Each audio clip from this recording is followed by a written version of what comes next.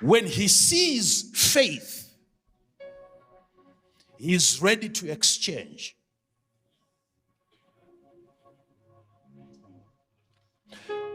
And when Jesus came, he was ready to give people spiritual products based on the amount of faith currency that they were willing to pay for it.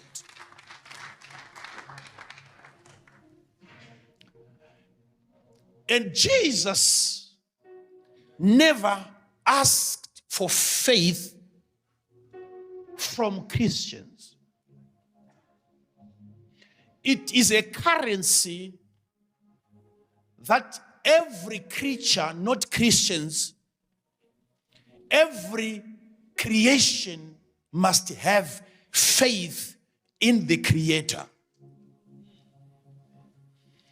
So he would meet with people with critical conditions, and he's carrying a product that multitudes are looking for. And he was so honest, God, Jesus was honest to say, I will not hand over to you what I carry unless you put faith on the table as a currency. That was the medium of exchange. But he never asked for faith from Christians, because none was a Christian before Jesus went to the cross. Which means every person he was asking faith from was a non-believer. He wasn't born again. But still, Jesus would expect him to have enough faith currency to trigger a spiritual transaction. Now, I repeat, they were not Christians before the cross.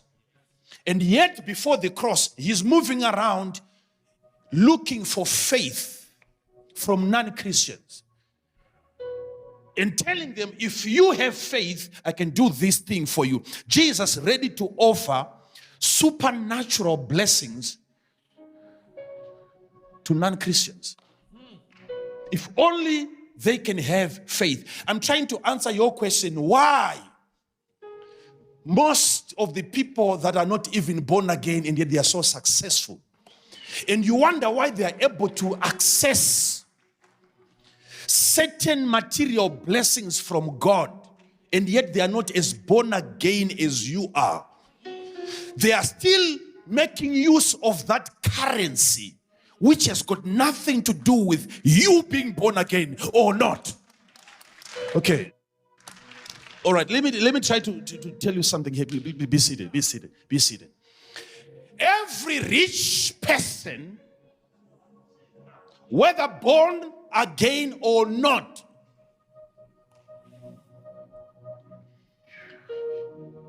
he has faith. Because without that, you can't even have money.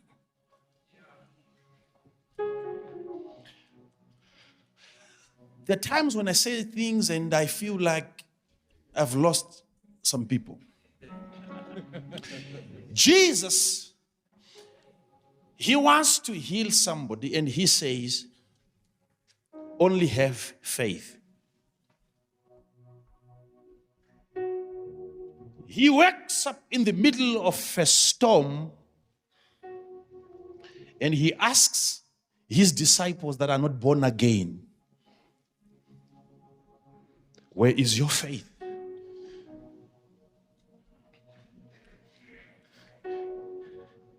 Because according to him, even at this point, they're supposed to have faith. He's expecting to wake up and find that the storm has been dealt with by people that are not born again.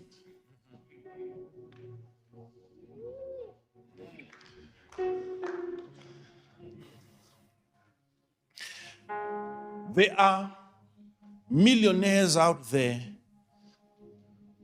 that have got more faith in your God than the faith you have in that same God. And this is the reason why most non-believers are successful than believers. We call them non-believers because we think they don't believe in God, but they believe in themselves. And we call ourselves believers because we believe in God and we don't believe in ourselves.